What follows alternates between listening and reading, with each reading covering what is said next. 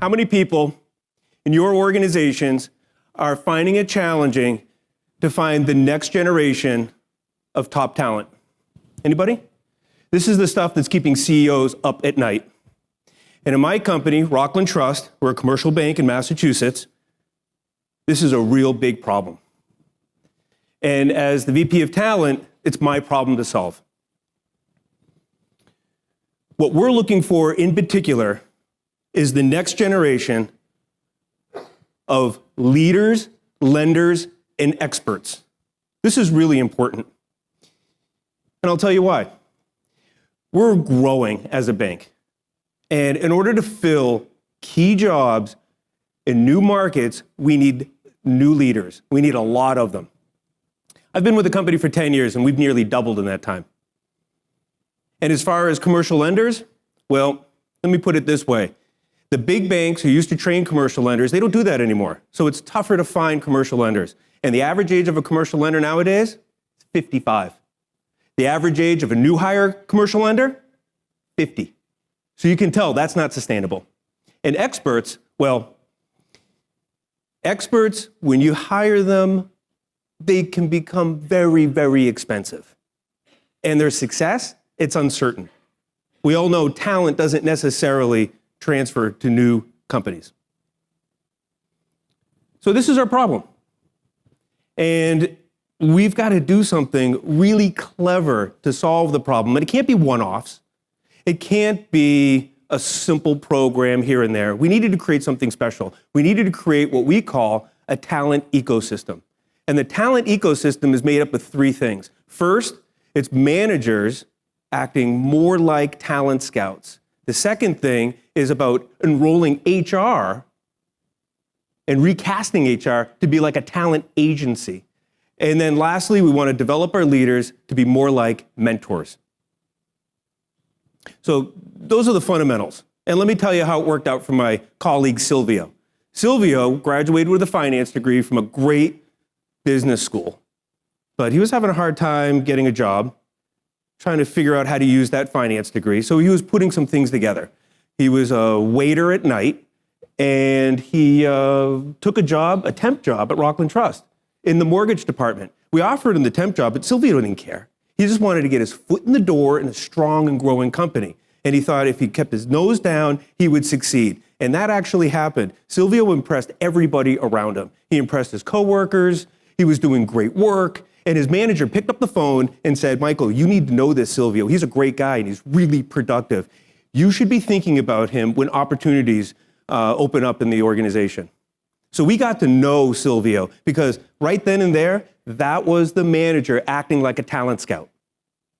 Now the ball's in HR's court, and now we have to act like a talent agency. We put Sylvia on a list, we know what all the openings are, and when something came up, we knew Sylvia was qualified for this job, and we put him into a new job. Today, Sylvia works in the finance department as a financial analyst. Now, doesn't that make a lot of sense? He's in a job that he loves, and he's doing great. Now, how many people here know a Sylvia in your own organization? Anybody?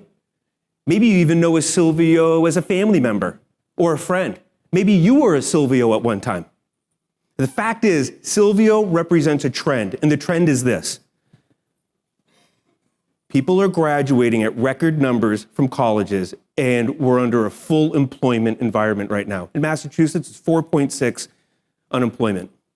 It's tough to land a job. And I've even heard this called an underemployment epidemic. And it's impacting 44% of all new grads. They're having a really hard time finding work, finding a job that utilizes the degree that they work so hard to earn.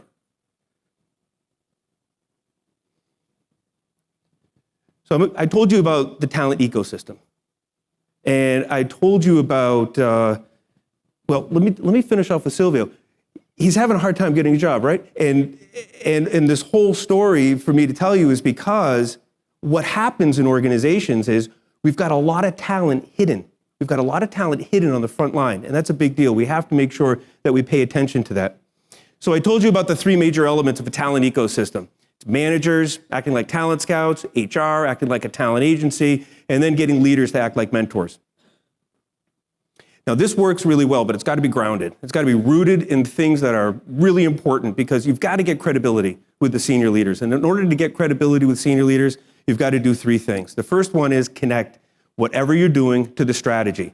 If you're not connecting it to the strategy, it's going to be tough to get funded for your talent initiatives. The next thing, you've got to measure things. Now, standard HR measures, they're pretty good. But I challenge you, try to find some unique measures that actually talk to the problem you're trying to solve. And next, you've got to deliver results. We have an obligation as talent professionals to our organization. We're promising them that we're going to deliver talent for certain jobs in a certain amount of time at a certain quality. And we've got to deliver on that. You got to show your wins. And when you show your wins, things start to happen. Results are reported. Every time you identify, develop, and deploy talent throughout the organization, people want to know about it. And when they know about it and they see you winning, you'll see that leaders want to participate because every leader wants to be part of a winner, right?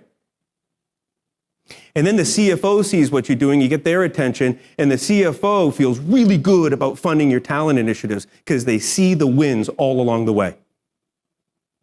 This is how the talent ecosystem works, and this is how to build credibility with your senior leaders. So let me tell you how this worked out. We were really interested in, again, finding out what's our big problem? Finding future leaders, lenders, and experts. So we went into the organization at the front line. Remember, that's where we found Sylvia, and we were looking for three things. We're looking for people with a college degree in a non-exempt position and who have good performance.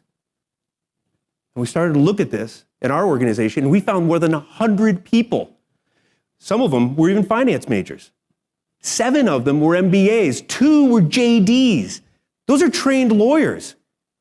So the whole time, right under our noses, we had the talent in the organization that could help solve this problem.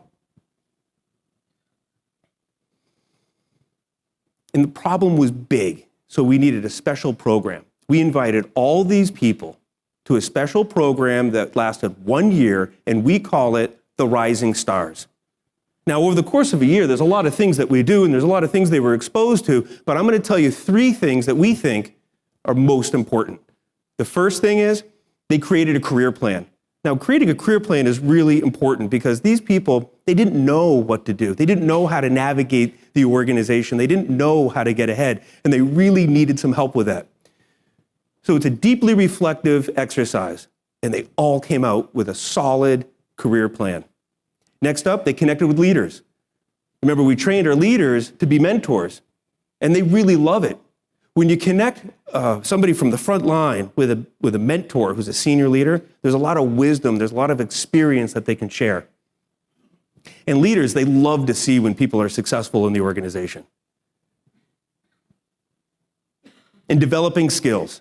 Now, everybody had their own skill development plan, but I think that there was really 3 buckets that I noticed the most. And this is communication skills, including networking. They weren't very comfortable with that. Problem solving and critical thinking skills. That was also really important for them. But some people just had a simple development plan, and that is to learn the business better. So let me tell you how this played out for my colleague, Emily. Now, Emily started with us as a teller on the line with a marketing degree. For years, Emily was trying to figure out, how do I get ahead? It almost seemed mystical to her how people got promoted within the organization. She was having a real hard time figuring out how to use that marketing degree and get a job at Rockland Trust. So we worked with Emily, and Emily went through the year-long program. She created a career plan. It was tight. She knew exactly what she wanted to do. She worked with leaders who challenged her, who acted like advocates when she wasn't in the room, and they included her in really important meetings and ad hoc projects. Now, after that year, Emily went through 3 promotions. And when I get back from this conference, Emily is going to have her 4th promotion in the marketing team and a really important job. Emily's going to be a manager. Emily represents our future leaders at Rockland Trust. Now, I've got a lot of stories just like this, and I can go on and on, but let me tell you the story in terms of numbers. We ran 2 of these classes, 2013 and 2015, for the full year. Out of that, we got 80 graduates. 60% of them got promoted. 85% of them are still with the organization today. 50% decided to get mentors. And here's an interesting measure. Remember the clarity of goals was not that good when they got into the program? Over the course of the year, they reported a 100% increase of clarity of goals. So to peel that back a little bit, on a 10-point scale, they went from a 4 to an 8. Now, these are all great numbers, and we're very happy about them. But remember what we're looking for. We're looking for the next generation of leaders, lenders, and experts. So how did we do? New leaders, people promoted into leadership tracks, 21. And this is out of an organization of 1,200 people. 2 people went into a lending development program, and 15 people got promoted as experts, and they're growing in the organization. So we're pretty happy about this, but you know what? This leaves me actually with more questions. As a lifelong learner, I want to know, how do we do better? What about the 40% who haven't been promoted? Are we keeping them challenged? Are we keeping them engaged? Are we going to have them long enough for that next opportunity to show up? And what about the 50% who chose not to have a mentor? I'm really curious, how do we build more value in that so that they choose a mentor to help them out? And 2 people on a commercial lender track? Pretty good, but not good enough. Not nearly good enough. We need to do better, and I have to figure out, how do we get more people in that pipeline?